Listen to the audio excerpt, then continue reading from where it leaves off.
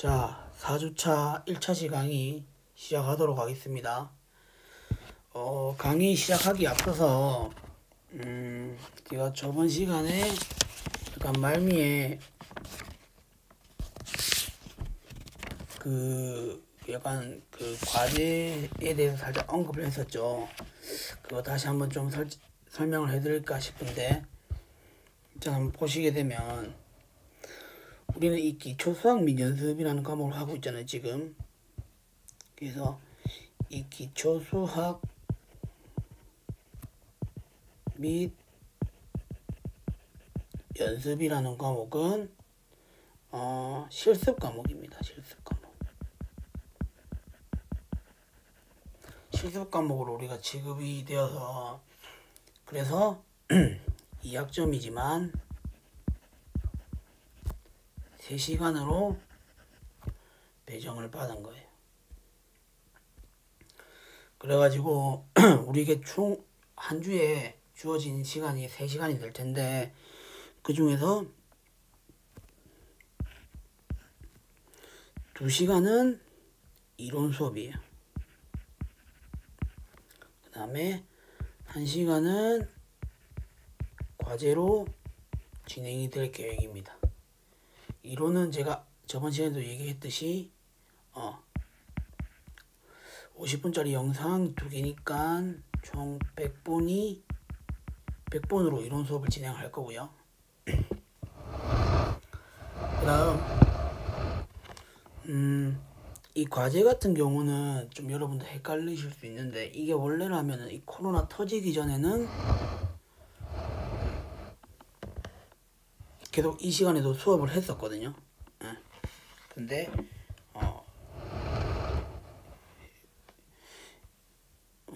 일단은 학교에서 내려온 방침으로라면은 1시간은 과제로 진행이 되도록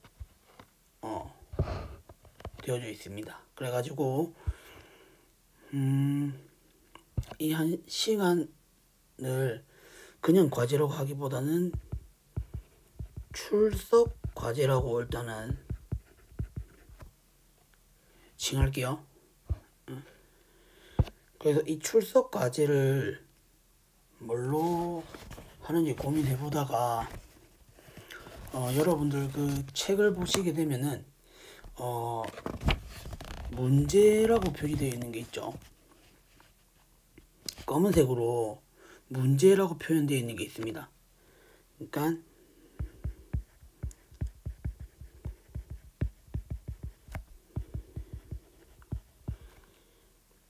이걸 이렇게 적으면 안 되겠네.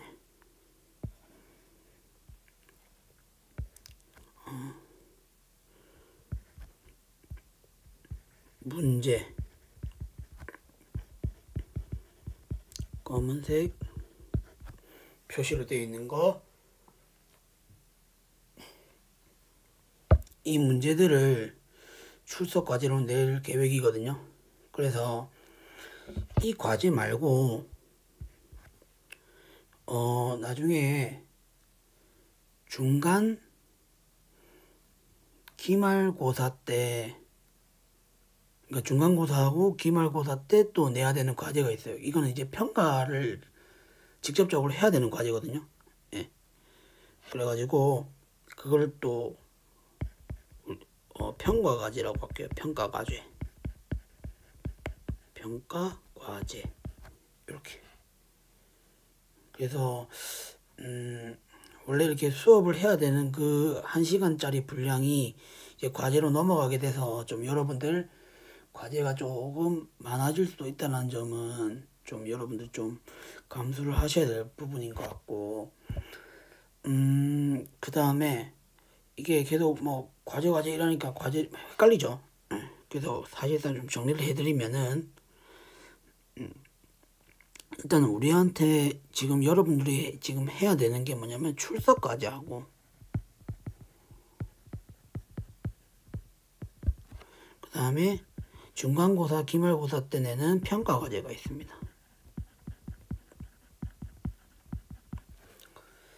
일단은 앞에서 말한 대로 이 출석 과제는 그 문제, 검은색으로 표현되어 있는 그 문제 있죠. 검은색으로 표시되어 있는 그 문제들을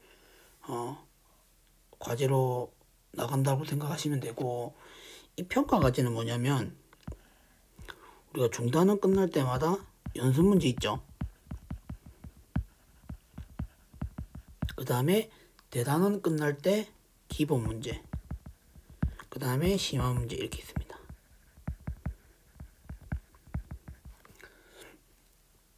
이것들 중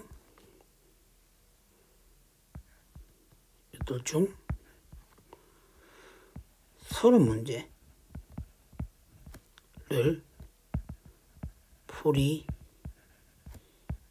답을 쓰시는 건데,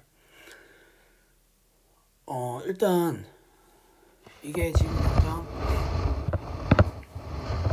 평가를 어떻게 해야 되는지 이게 정확하게 학교에서 정확하게 방침이 내려져 있지 않기 때문에, 이건 나중에 제가 추후에 혹시나 어떻게 되는지 다시 한번 제가 설명해 드릴 거고요. 그 다음에 일단은 여러분들은 지금 매주, 어떻게 보면 이게 지금 매주 1시간의 분량의 과제가 지금 나간다고 생각하시면 되잖아요. 그래서 그 매주 그 과제가 이제 출석 과제다, 매주 출석 과제가 나간다고 생각하시면 되는데, 이 출석 과제는 결국 뭐다? 검은색으로 표현되어 있는 문제들을 풀어보시면 돼요. 아시겠죠? 검은색으로 표현돼요. 검은색으로 문제를 표현되어 있으니까 이렇게 생각해보시면 돼요. 이거 좀 더 자세한 거는 공지사항에 올려놓도록 할 테니까 그 부분을 참고하시면 될 것 같고요. 네. 그러면은 오늘 진도 나가 보도록 하겠습니다. 그래서 오늘 이제 무슨 내용을 할 거냐면, 저번 시간에 수열에 관해서 우리가 배웠었거든요.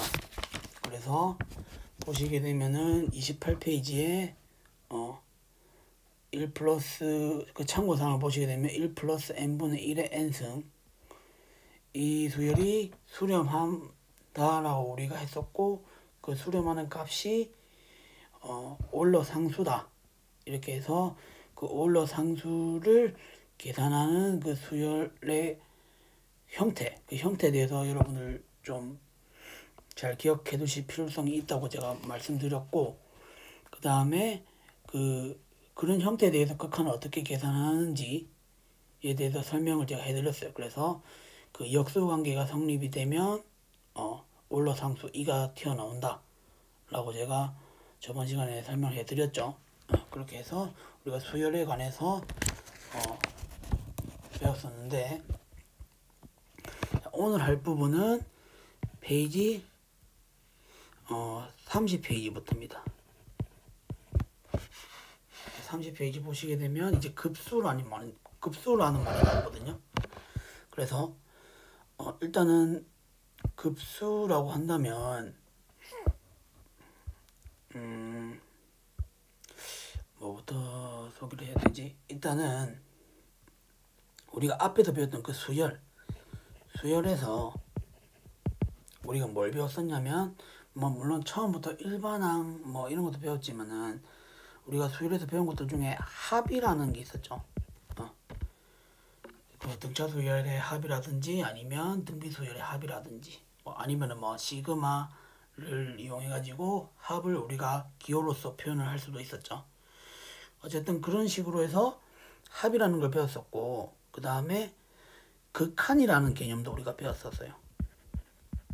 그죠? 수열의 극한, 당장 저번 시간에 배웠던 내용이죠. 그렇게 해서 우리가 수열의 극한이라는 개념까지 배웠는데, 이 두 개가 합쳐진 개념이 바로 뭐가 되냐면 급수라고 생각을 하시면 됩니다. 그 책을 보시게 되면 급수 또는 무한급수라는 말이 나와 있죠. 그래서 우리는 사실상 고등학교 때 무한급수라는 말을 더 많이 쓰게 됐었죠. 네. 그렇게 해서 우리가 그 급수를 생각을 해볼 수가 있는데, 어쨌든 이 급수가 수열에서 나오는 거니까 앞에서 우리가 표현했던 그 수열의 방법에 대해서 다시 한번 나열해 보게 되면 첫째 항부터 이런 식으로 나열을 할 수가 있겠죠. 이렇게 해서 an-1 an까지 이렇게 되겠죠. 그래서 우리가 합이니까 이런 식으로 더했다라고 생각해 볼 수 있죠. 이게 우리가 n번째 항까지의 합이다 이렇게 해가지고 이걸 우리가 sn으로 표기하기로 했죠. 됐습니까? 네. 근데 이게 뭐냐면 이게 n번째 항까지 딱 더해주는 이런 형태다 보니까 끝이 있다라는 거죠.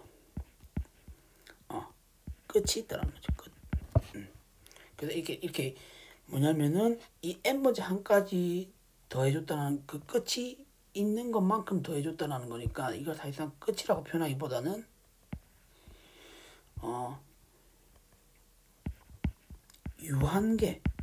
유한계만큼 더해줬다라고 생각을 해줄 수가 있겠죠. 유한계만큼 더해줬다라고 생각해 줄 수 있으니까 이걸 우리는 뭐라고 하냐면 n항까지 합인데 유한계까지 더해줬다 이렇게 해서 우리는 얘를 제 n 부분합이다. 요렇게 우리가 이제 명칭을 정할 거예요. 제 n 부분합. 됐죠? 근데 이 급수는 뭐냐면 결국에는 이 수열을 첫째 항부터 이렇게 쭉 더한 값을 생각을 해줄 텐데, 자 여기까지가 이제 제 n 부분합인데 여기서 그치는 게 아니라 더 이렇게 더해서 쭉 더해서 나가겠다라는 겁니다. 그러니까 요 말 즉시 요 말인즉 뭐겠습니까? 무한계까지 더해 나가겠다라는 거죠. 무한계까지 더해 나가겠다라는 거니까 급수를 이제 이런 식으로 표현을 할 텐데, 자 우리가 이렇게 표현을 하게 되면 너무 번거로우니까 우리가 앞에서 썼던 시그마 기호를 이용하자라는 거죠. 뭐냐니까 우리가 이 n번째 항까지의 합을 기호로는 k는 1부터 n까지 해서 ak 이렇게 표현을 했었거든요. 그죠? 그런데 여기서는 뭐냐면 여기에 n이 있다 보니까 여기 굳이 n을 쓸 수가 없어요. 여기 a의 아래 첨자에다가 요 n을 쓸 수가 없어요. 그러니까 변수를 n으로 지정을 못 한다라는 거죠. 근데 뭐냐면 이 급수에서는 이제 뭐냐면 무한항까지 더해 나가는 형태다 보니까, 자 시그마 여기에 요 시그마 기호 위에 이제 n이라고 표현할 필요가 없죠. 무한항까지 더하는 형태가 될 테니까.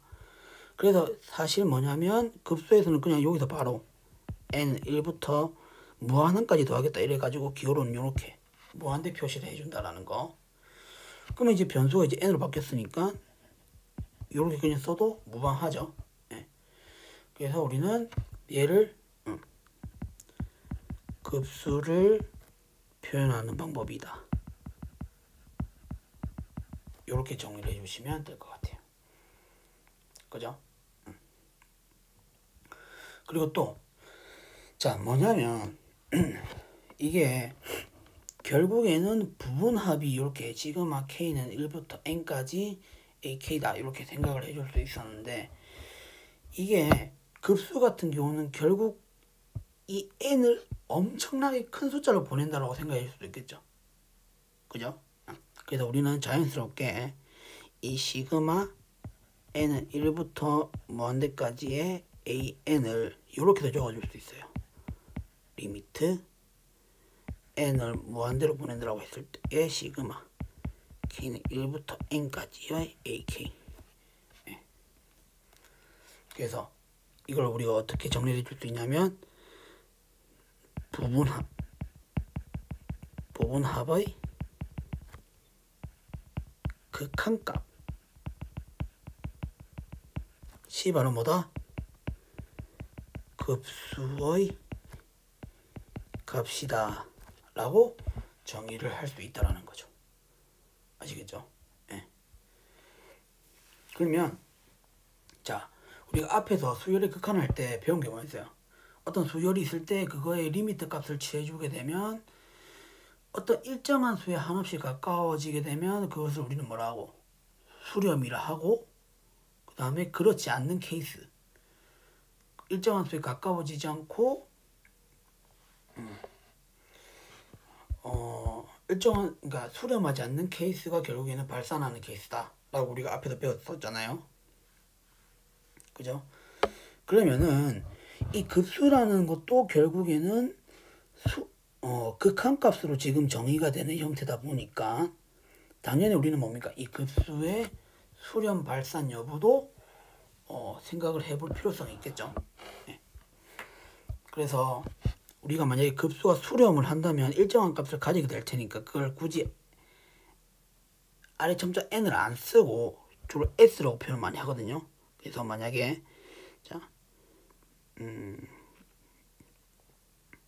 시그마 너무 빨간 것만 썼네. 자 시그마 n은 1부터 무한대까지 an, 이게 급수잖아요. 그죠?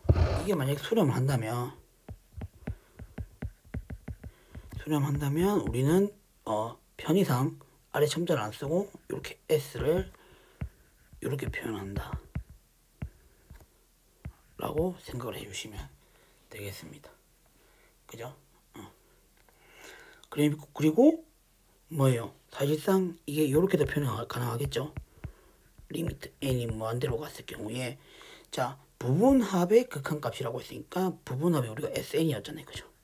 이렇게도 우리가 표현이 가능하다라는 것까지 정리를 해주시면 될 것 같습니다. 됐죠? 네.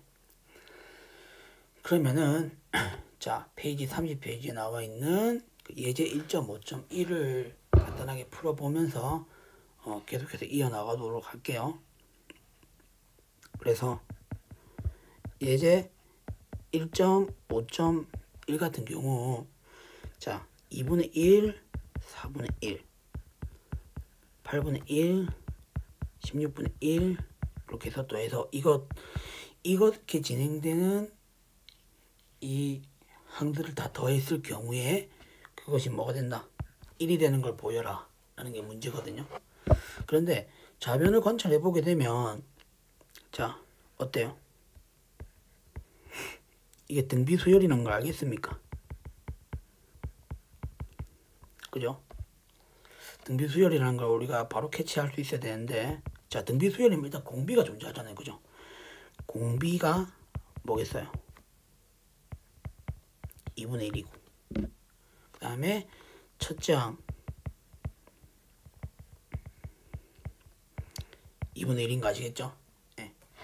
그러니까 이런 식으로 첫째 항이 2분의 1이고 공비가 2분의 1인 등비수열을 이루고 있다 라고 생각을 해줄 수 있다는 겁니다.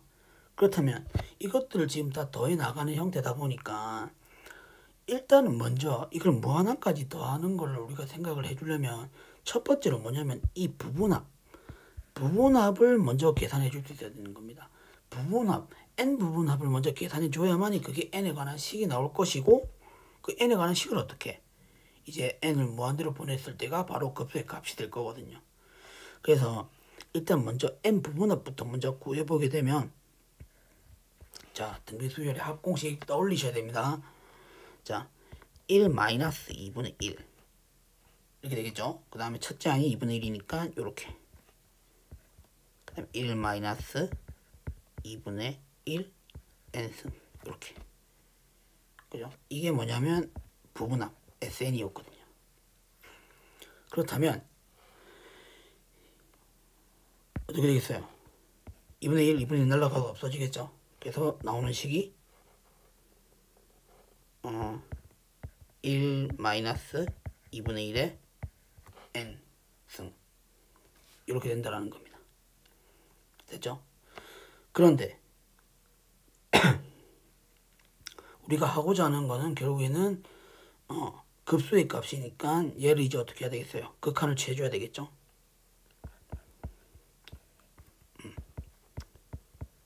리미트 n이 무한대로 갔을 경우에 1 마이너스 2분의 1의 n승이다. 그러면 저번 시간에 배웠던 내용을 그대로 한번 생각해 보게 되면 요것이 뭐예요? r이 지금 마이너스 1과 1 사이에 있는 숫자잖아요. 그죠? 그러면은 얘가 어디로 가 있어요? 그러니까 0으로 가는 거 아시겠어요? 그러면은 1밖에 안 남죠? 그래서 뭐다? 그 좌변을 다 더해가지고 극한을 최종값이 바로 뭐가 된다? 1이 된다라고 우리가 생각해 줄 수 있다라는 거. 됐습니까? 예. 이런 식으로 해서 정리를 해주시면 될 것 같고요. 그 다음 31페이지로 넘어가서 정리 1.5.1을 보도록 할게요. 자, 1.5.1을 보시게 되면 일단 먼저 적어볼게요. 급수 시그마 n은 1부터 무한대까지의 an이 수렴한다. 수렴하면 우리가 얘기를 할 수 있는 부분이 그 시그마 안에 있는 그 an 수열이 있죠. 그 수열의 극한값을 취해보게 되면 무조건 0이 된다라는 거. 예, 이렇게 된다는 겁니다. 그러니까 증명은 일단 생략을 할게요. 증명은 뭐 여러분들 사실상 이 정리를 이용해서 정리랑 관련된 문제가 그 증명을 물어보는 문제보다는 이 정리를 기억해놨다가 결국에는 이 리미트 an의 값이 0이 되는 걸 아느냐 모르느냐 이걸 이제 물어보는 문제이기 때문에 굳이 증명 과정은 설명 안 하고 넘어가도록 할게요. 그런데 그 참고 사항을 여러분들 좀 잘 읽어보실 필요성이 있어요. 일단 당연히 대우라고 했으니까 이것의 대우. 자, 자 보시게 되면 자 대우는 이제 여러분들 뭐 앞에서 명제 그 요약하는 거 그것도 과제로 했었으니까 여러분들 잘 아시겠죠. 뭐냐니까 리미트 an이 만약에 0이 안 된다면 그 급수 시그마 an은 발산한다. 이렇게 우리가 생각을 해줄 수가 있겠죠. 대우 명제는. 그럼 어쨌든 이게 되는 건데 여기서 초점을 맞춰야 되는 부분이 이제 그 맨 마지막 부분에 정리 1.5.1에 역은 성립하지 않는다라고 되어 있죠. 그러니까 뭐냐니까 이거 역명제를 한번 생각해 보게 되면 리미트 n이 무한대로 갔을 경우에 an이 만약에 0이라면 시그마 n은 1부터 무한대까지의 an이 수렴한다. 이게 역명제가 되겠죠. 이게 과연 성립하겠느냐라는 거죠. 일반적으로는 성립하지 않는다라는 겁니다. 아시겠어요? 자, 이게 왜 일반적으로 성립되지 않는지를 한번 보게 되면 an이 n분의 1이라고 한번 가정을 해볼게요. 그러면은 우리가 얘기를 할 수 있는 부분이 일단은 극한을 취해주게 되면 0이 되는 걸 익히 잘 알고 있죠. 그런데 그러면은 이 시그마 n은 1부터 무한대까지 n분의 1이 과연 수렴하는지 발산하는지를 보면 되잖아요. 근데 결과적으로 이 급수는 발산하는 형태가 됩니다. 이게 왜 발산하는지를 증명하는 거는 이 기초 수학을 다 듣고 나셔서 이제 미적분학 과목에서 이걸 다루게 되거든요. 그래서 일단은 그 증명하는 과정을 여러분들 지금 당장은 익혀두실 필요는 없는데 어쨌든 이 시그마 n분의 1 이 급수 형태가 발산하는 케이스라는 그 사실만 조금 알고 계시면 될 것 같아요. 어쨌든 이런 식으로 발레가 생기다 보니까 결국 뭐다? 이 an이 0으로 수렴한다고 해서 시그마 an이 수렴한다는 보장은 없다. 근데 뭡니까? 정리 1.5.1처럼 만약에 급수, 그러니까 시그마 an이 수렴을 하게 되면 그 AN의 극한값은 0이 된다 라고 생각을 해줄 수 있다라는 거 아시겠죠? 일단 이렇게 생각을 해주시면 되고, 그 밑에 나와 있는 예제를 한번 볼게요. 예제 1.5.2를 보시게 되면 급수가 이렇게 전개되어 있어요. 1, 마이너스 1, 플러스 1, 마이너스 1, 플러스 1, 마이너스 1, 플러스 이런 식으로. 그러니까 이 급수를 관찰해 보게 되면 일단은 1, 마이너스 1, 플러스 1, 마이너스 1 이런 식으로 마이너스 1과 플러스 1이 이렇게 교대로 더해져 나가는 이런 형태가 되겠죠. 근데 이렇게 교대로 더해져서 나가는 이런 급수의 형태가 발산함을 보여라라고 있거든요. 근데 이게 발산함을 보이기 위해서 일단 어떻게 할 거냐면, 자, 일단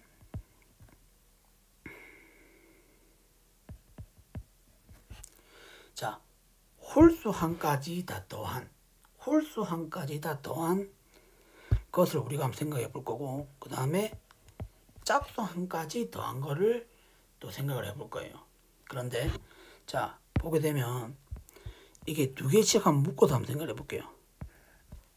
그러면은 자, 만약에 홀수 한 가지 더한 형태가 된다면 우리가 어떻게 생각할 수 있냐면, 자, 이렇게 다 두 개씩 묶었을 때 이렇게 다 날아가고 어떻게 생각하겠어요? 맨 마지막에 하나만 남게 되니까 홀수 한 가지 다 더한 값은 우리가 1이다 라고 생각해 줄 수 있겠죠. 그죠? 네. 그런데 자, 짝수 한 가지의 합을 우리가 생각을 해보게 되면 이게 두 개씩 묶었을 때 값이 다 0이 될 때니까 짝수 한 가지의 합은 당연히 0이 되는 걸 알 수 있죠.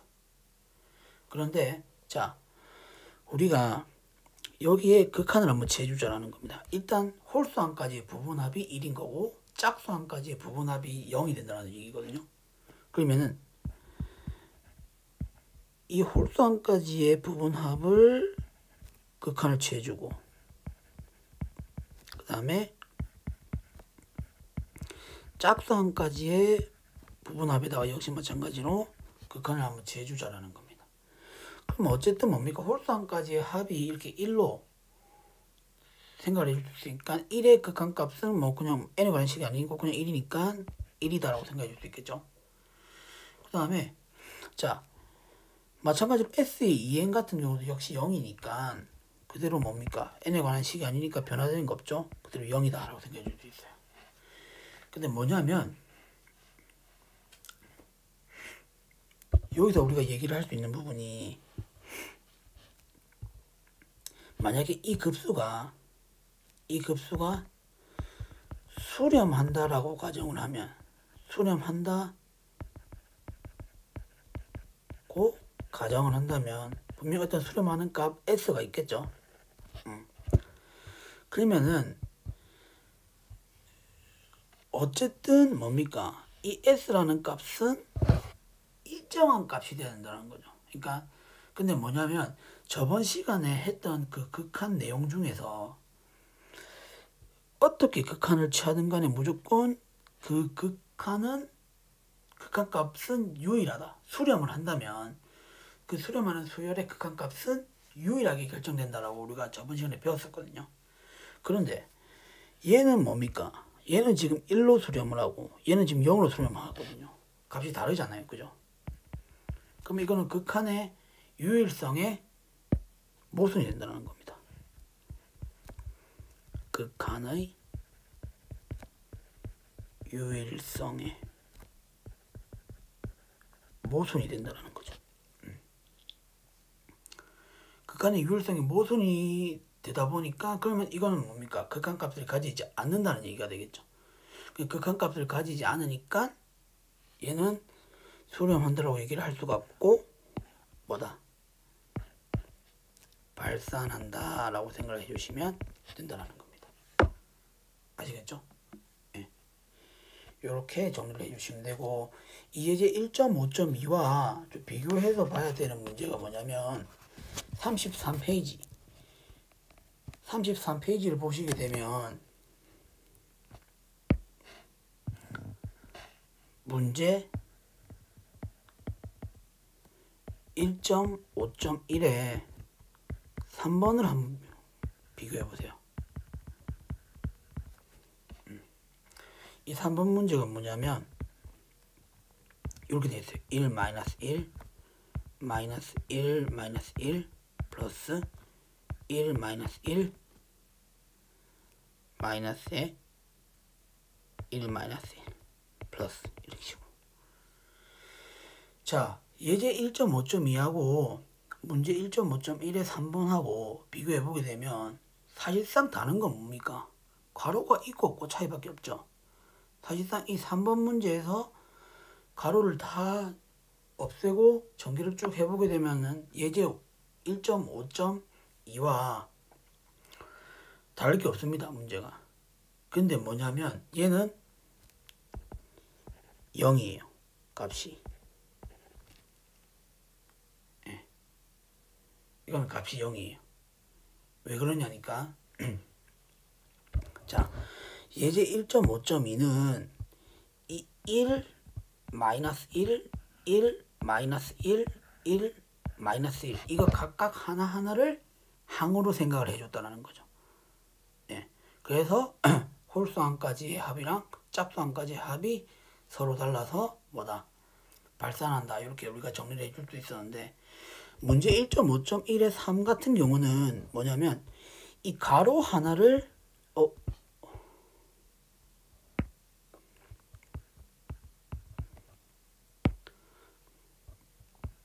가로 하나하나를 항으로 생각을 해줬다고 생각을 해주셔야 돼요. 왜냐면 가로가 쳐졌기 때문에. 예. 그럼 이 가로 안에 있는 것만 계산해서 쭉 보게 되면 0, 마이너스 0, 플러스 0, 마이너스 0, 플러스 땅땅땅 이렇게 되겠죠. 그럼 0을 계속 교대로 빼고 더하고 빼고 더하고 한 거니까 이거의 값은 우리가 0이다라고 생각해 줄 수 있겠죠. 그죠? 그래서 이 가로 하나가 있고 없고 차이가 지금 수렴하느냐 발산하느냐를 지금 판가름한 형태가 되겠습니다. 아시겠죠? 그래서 어떤 게 항으로 취급을 하느냐에 따라서 지금 결과가 다르게 나온다. 요걸 좀 여러분들이 좀 조심해서 볼 필요성이 있고요. 어쨌든 그렇게 해서 지금 예제 1.5.2까지 서기를 했고 그 32페이지에 그 정리 1.5.2를 역시 보도록 하면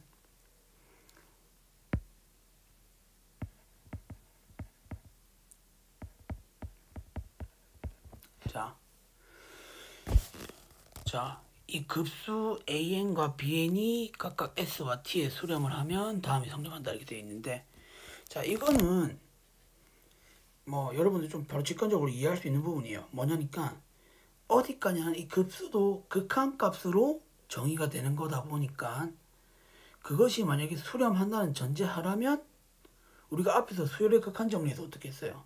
두 수열이 만약에 수렴을 한다면 극한값을 계산한 결과와 같아지게 된다라고 우리가 앞에서 배웠죠. 자, 다시 한번 돌아가서 보게 되면 페이지 26페이지 페이지 26페이지를 보시게 되면은 그 수열의 극한 정리 있죠.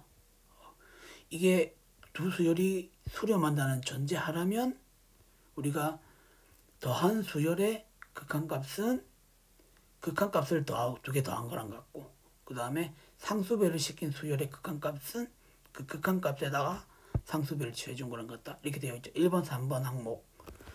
그러면은 다시 돌아와서 32페이지에도 역시 마찬가지로 이 급수가 수렴한다는 전제하에 우리가 어떻게 그 상수배를 시킨 거에 대해서도 우리가 그대로 계산이 되어지고 더한 급수의 값도 결국에는 뭐다? 급수의 값을 두 개 더한 거랑 같다. 이렇게 생각을 해주시면 된다라는 거. 뭐 이건 직관적으로 여러분들이 이해할 수 있을 거라 생각이 들고요. 그럼 바로 예제 1.5.3을 한번 보도록 할게요. 자, 일단 문제에서 준 게 시그마 n은 1부터 먼 데까지의 an이 3이고 시그마 n은 1부터 먼 데까지의 bn이 5라고 줬어요. 근데 이 말 즉시 뭡니까? 이 말 뜻이 결국에는 수렴한다는 얘기죠. 그죠? 이렇게 했을 때 다음 급수의 값을 구하여라 이렇게 돼 있는데 일단 이건 너무 쉽기 때문에 2번은 여러분들 한번 해보시고 1번만 간단하게 예를 드리자면 시그마 n 1부터 무한대까지의 an 플러스 2bn 이거의 값을 구하라 했거든요. 근데 우리는 이렇게 수렴하는 전제하라면 우리가 어떻게 각각의 그 수렴하는 값을 계산한 거와 같다라고 우리가 했었으니까 그러니까 이렇게 재줄 수 있다는 겁니다. 상수배도 밖으로 나오겠죠. 시그마 n 1부터 무한대까지의 bn. 그럼 이제 계산 다 했어요. 자, 시그마 an은 3이었고 그 다음에 시그마 bn은 5였으니까 2 곱하기 5 이렇게 해서 13이 된다는 사실 이렇게 해서 계산해 주시면 돼요. 그러면 2번 같은 경우는 그냥 바로 암산해서 가능하겠죠. 예. 충분히 여러분 하실 수 있을 거라 생각이 들어요. 그래서 넘어가도록 하겠습니다. 그 다음 자 예제 1.5.4 자, 이 부분은 이제 뭐냐면 등비급수가 이렇게 주어져 있는데 자 당연히 뭐예요? 등비수열을 무한함까지 더한 게 바로 등비급수가 되겠죠. 앞에서 뭐예요? 무한함까지 더한 거를 이제 급수라고 칭하기로 했으니까 그 등비수열을 무한함까지 더한 게 바로 등비급수다. 이렇게 생각을 해주시면 돼요. 그런데 여기서 뭐냐면 절대값 r이 1보다 작으면 수렴하고 1보다 크거나 같으면 발산한다 이렇게 되어 있죠. 그럼 일단 먼저 이걸 좀 파악해 보기 위해서 자, 이렇게 전개가 되어져서 더해지는 등비급수의 형태를 우리가 조금 파악해 보기 위해서 일단 이렇게 문제 한번 적어 볼게요. 근데 앞에서 제가 뭐라 했어요? 분명히 우리가 이 급수의 값을 관찰하기 위해서는 부분합부터 먼저 구해줄 수 있어야 된다고 얘기했죠. 그래서 그 부분합에 극한을 보내준 케이스가 바로 뭐 된다? 급수의 값이라고 했었으니까. 그렇다면 자 일단 우리가 이 등비수열 합을 이용해서 이런 식으로 잠시만요. 자 1-r의 n승 자 이게 뭐냐면 sn이다 라고 우리가 생각해 줄 수 있잖아요. 부분합 n 부분합 이렇게 우리가 생각해 줄 수가 있는데 자 우리가 지금 하고 싶으면 결국 이 값이죠. 자, 요 값이잖아요. 요 값은 결국 뭐냐면 s라고 칭하게 되면 얘는 뭐냐면 결국 리미트 n이 무한대로 갔을 경우 sn을 말하는 겁니다. 그럼 결국에는 리미트 n이 무한대로 갔을 경우에 1-r의 a에 1-r의 n승 이렇게 우리가 재줄 수가 있죠.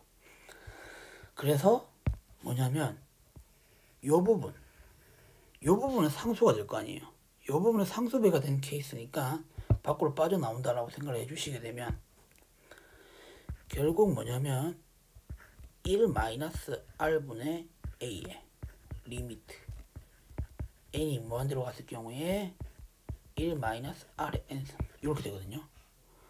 그러면은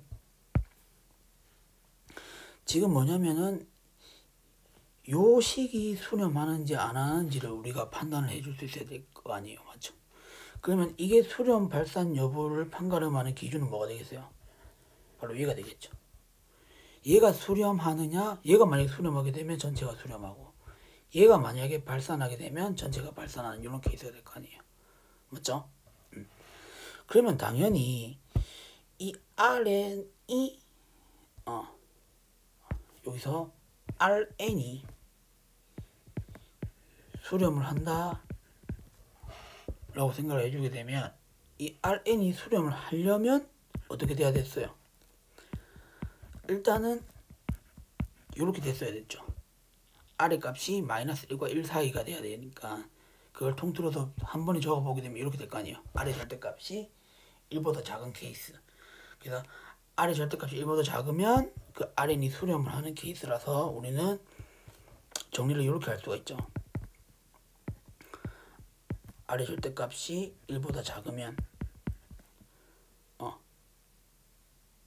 등비 급수는 수렴한다. 이렇게 정리를 할 수가 있겠죠. 그러면 일단은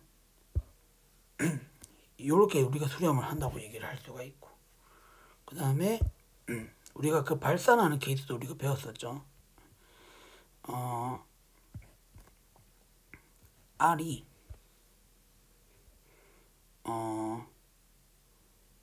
잠시만요.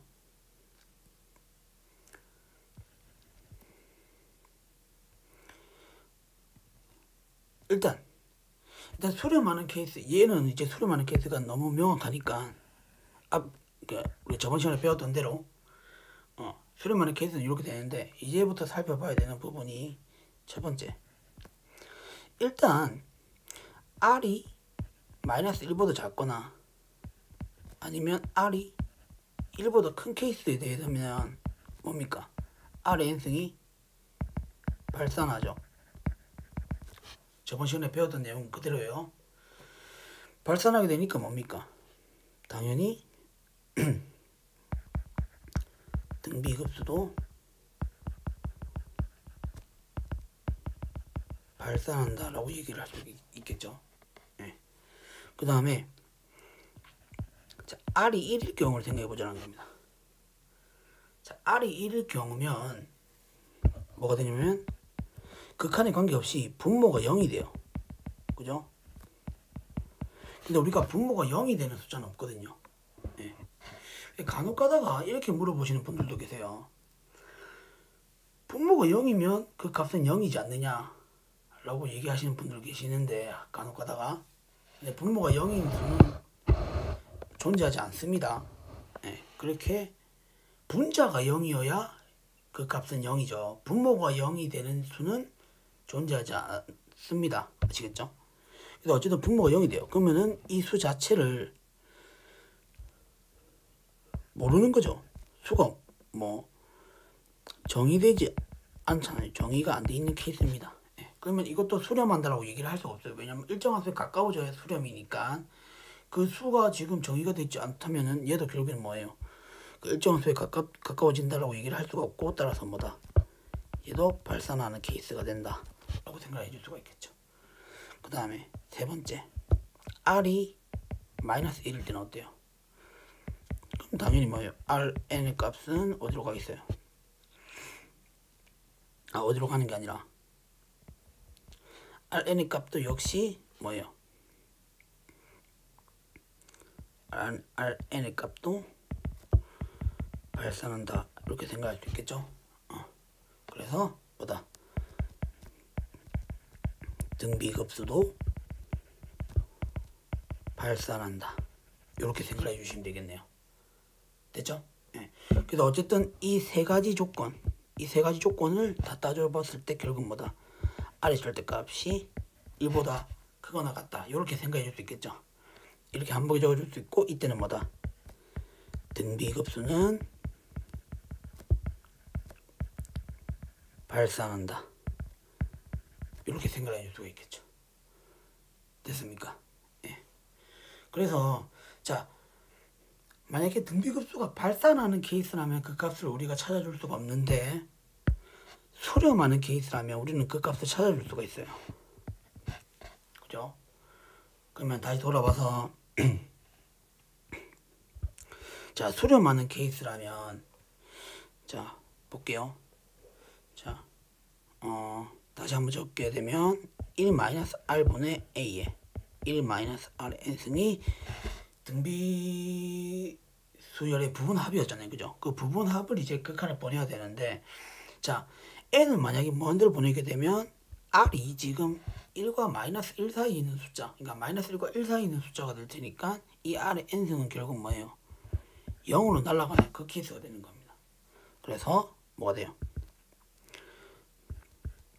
1-R분의 A라고 되겠죠. 예. 그래서 뭐다? 이것은 등비급수가 수렴할 때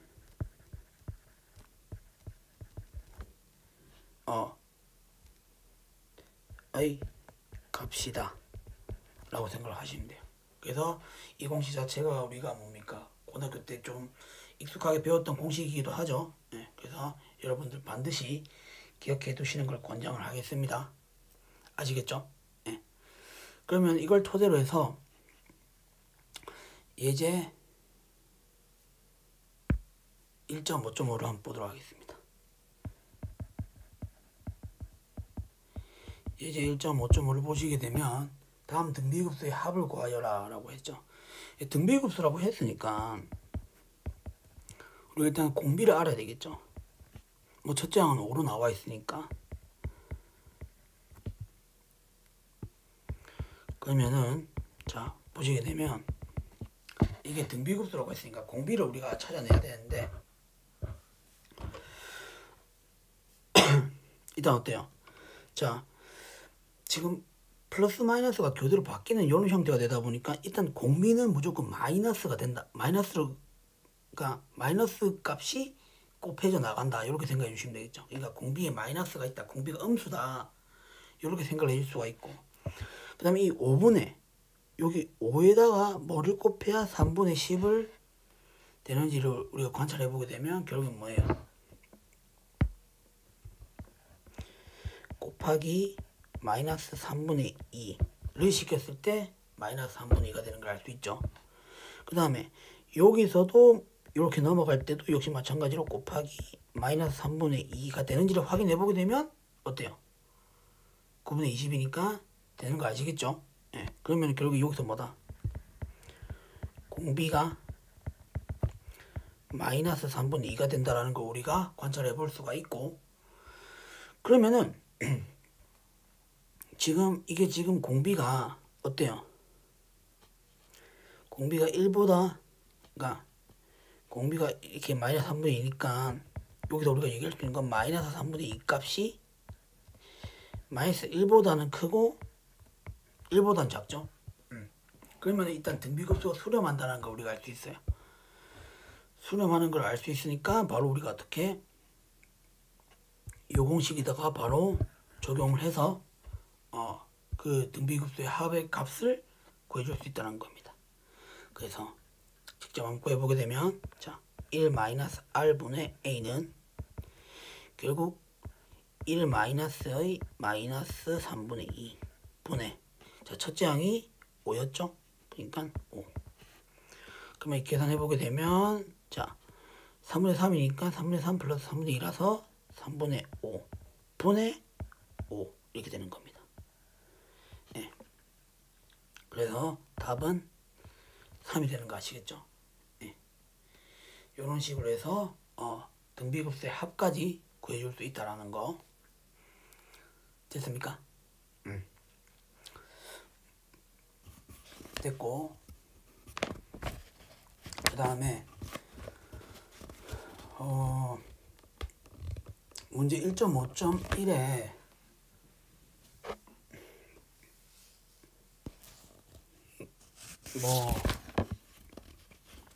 여러분들 좀 과제로 쉽게 하실 수 있는 부분이라고 생각이 들어요. 예, 그래서 나중에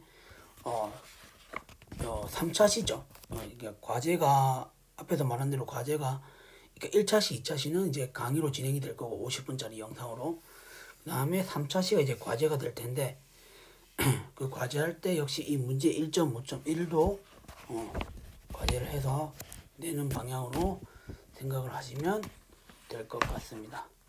그 다음에 이 연습 문제 같은 경우는 여러분들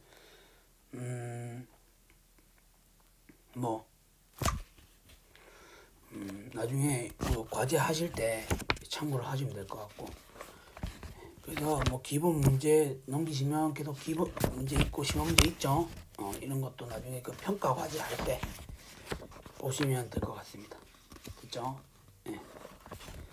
그렇게 해서 지금 4주차 1차 시간이 일단 여기까지 하도록 하겠습니다. 수업 듣느라 고생 많으셨고 다음 시간에는 이제 함수 부분부터 이제 진도를 쭉 나가 보도록 할게요. 아시겠죠? 네. 그래서 오늘 수업은 여기까지 하도록 하겠습니다. 네, 수고 많으셨습니다.